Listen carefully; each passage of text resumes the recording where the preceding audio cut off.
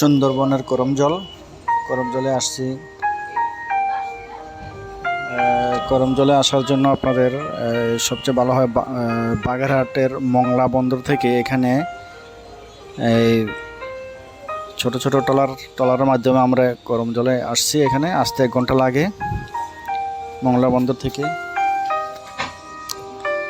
Watch টাওয়ারের উপরে উঠে ভিডিওটি করেছি। এখানে ওয়াচ টাওয়ার থেকে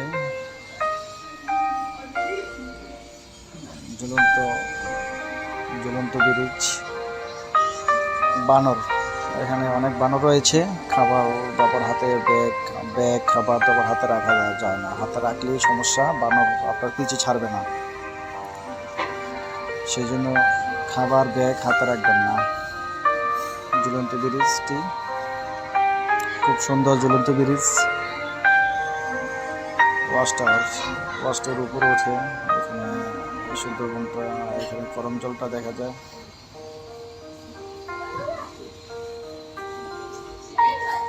এখানে রয়েছে বানর, বেশিরভাগ কুমিরের প্রজনন কেন্দ্র আছে। এখানে তো এমন কিছু নাই দেখার মতো, আর হাঁটার জন্য খুব সুন্দর রাস্তা করে দিয়েছে। এখানে এরিয়াটাকে ঘুরে দেখা যায়।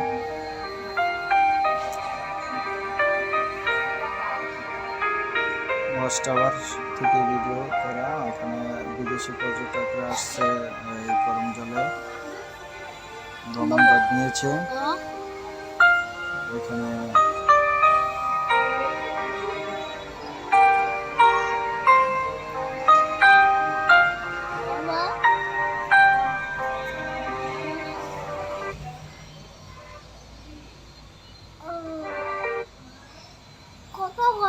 চপ কথা টিভি দেখো। এই যে এখানে হাঁটে এখান থেকে হেঁটে রাস্তা দেখা যায়। লাল কাঁকড়া রয়েছে, লাল কাঁকড়া এখানে দেখা যায়।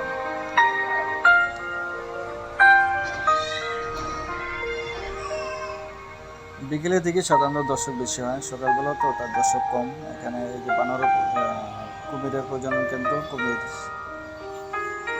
এখানে কুমির বাচ্চা ফুটিয়ে এখান থেকে বিভিন্ন জায়গায় ছেড়ে দেয়। কুমির প্রজনন কেন্দ্র সাইজ অনুযায়ী কুমিরগুলোকে, যেটা বুঝলাম সাইজ অনুযায়ী কুমিরগুলোকে আলাদা করে রাখছে, ছোট বড় আলাদা করে রাখা হয়েছে।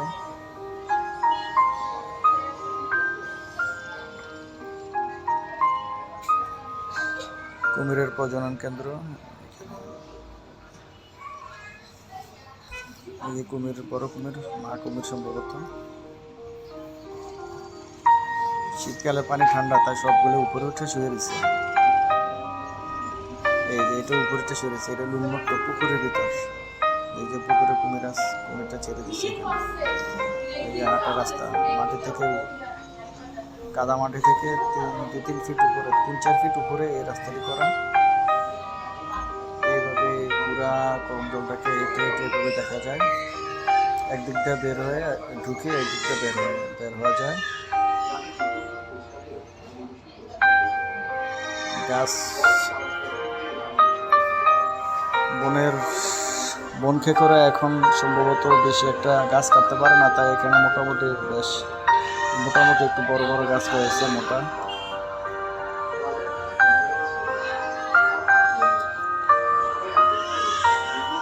সুন্দরী গাছ, গোলপাতা গাছ, অনেক ধরনের গাছ রয়েছে।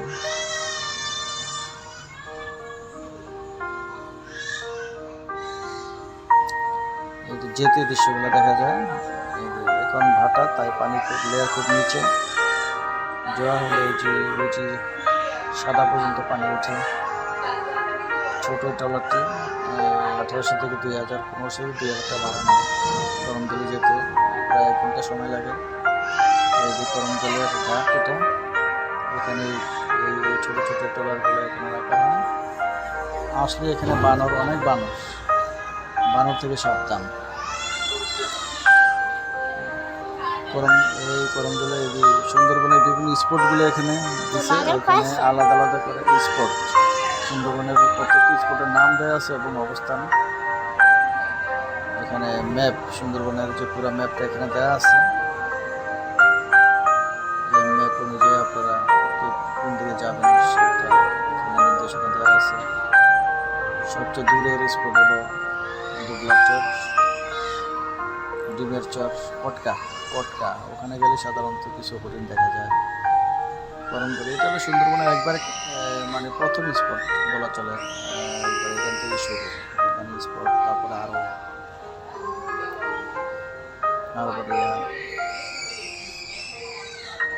চর, আন্দরমানিক, পটকা, ডিমের চর, অনেক স্পট রয়েছে।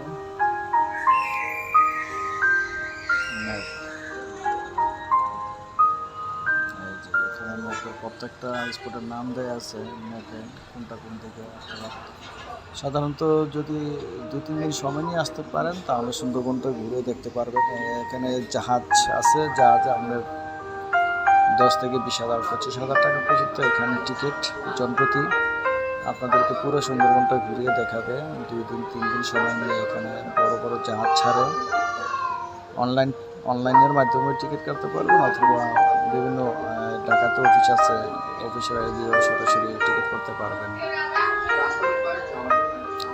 সাধারণত মাসে 2-3 বার জাহাজ ছাড়ে। এই যে জাহাজে সুন্দরবনটা ঘুরে দেখতে পারবেন।